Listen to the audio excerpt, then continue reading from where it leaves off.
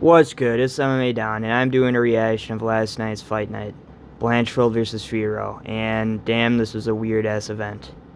Alright, so we're starting off with, on the main card, which this was a very, very boring fight, and somehow one of the judges must have been fucking, I don't know what they were watching, but they gave McKee the fight. It was a split decision, which all McKee did was push Njokuani against the fence and hold him there. He did no damage, couldn't get him down to the ground once.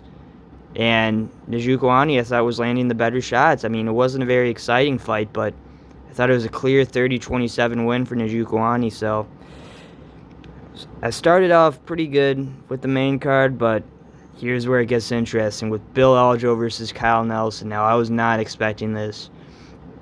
Kyle Nelson won by a first-round knockout. Now, I thought the stoppage was a bit premature, and I'm a firm believer in giving fighters the benefit of the doubt. I mean, Aljo never got dropped. He was still standing, and he looked like he was about to throw back right when the fight was stopped, so I think it was a bit premature, but kudos to Nelson. He hurt Aljo bad, and who knows, if it did go any longer, might have been the same outcome with but you got to give these fighters the benefit of the doubt. Let them be warriors, as Mario Yamasaki says. And if you thought it started interesting, it just keeps getting more interesting and weird. With Nursultan Rzabayev versus Cedric Dumas. Now, it looked like there was a lot of eye pokes on this card, and this is one of them. With Nursultan, it was a clear eye poke. In the post-fight interview, he was trying to say it was fist. It was clearly not fist.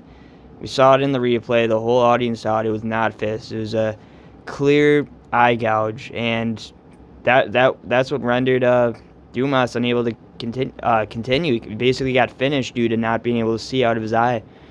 So, but I pick Rzabayev. I really don't think the outcome would be any different. I mean, he was winning the fight on the feet for as long as it lasted, and I don't think there's need for a rematch. Now, here we go. Weidman versus Silva. Another fucking weird fight with Weidman basically winning with the classic left eye poke, right eye poke combo with the missed left hook at the end. And Silva could not see in either of his eyes, and there was no point deduction throughout the fight. It's not like that was the only time he eye poked Silva either. He eye poked him in the first round, I believe, in the second round, and finish it off with the eye poke combo. So, I mean, I picked Silva to win, and I feel like he could have won if Weidman didn't fight so dirty. So this kind of messed up my prediction a bit. I mean, but Silva shouldn't even be making it this close with fucking Weidman. He's 39. He's been washed for a long time, and it was way too close. Way too close. And yeah, Weidman by the classic left eye poke, right eye poke, wombo combo. So, there you go.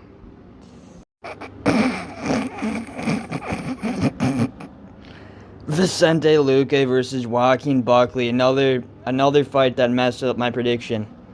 What the hell was this fight? So the first fight, the first round, both fighters look awful, with Buckley basically missing with every strike he's thrown. So, and then I honestly had Luque winning the first round. I mean, he was the one actually landing strikes. And then we go to round two, and basically Buckley gets him down, and Luque covers up in a ball, offering no defense whatsoever, just sitting there in the fetal position, just eating strikes. Like, I don't know what he was. It wasn't even like the strikes were that big. He was just like sitting in the fetal position, eating strikes. I mean, it's very sad to see. This was not prime Luque, and like I said, prime Luque destroys Buckley. And in this fight, we might have just seen it might be the end for Luque. I feel like it might be time to retire. He's been in a lot of wars, had a lot of great fights, but I think that might be the nail in the coffin. So there you go.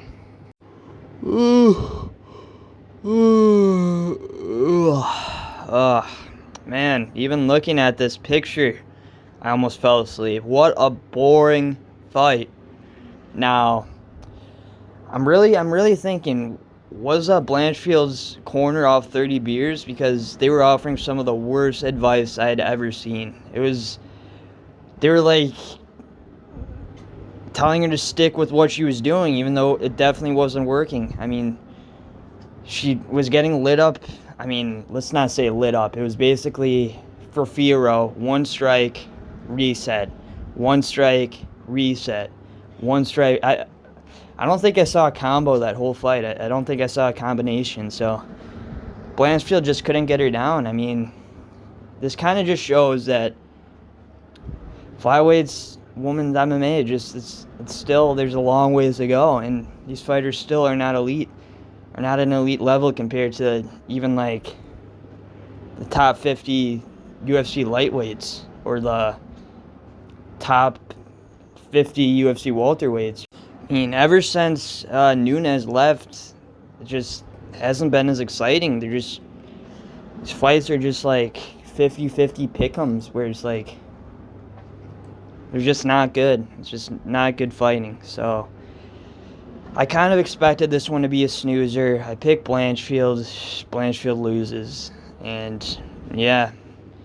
So weird card. My analysis were correct. This is one of the weirdest fight nights ever. So I hope you enjoyed watching. Until next time.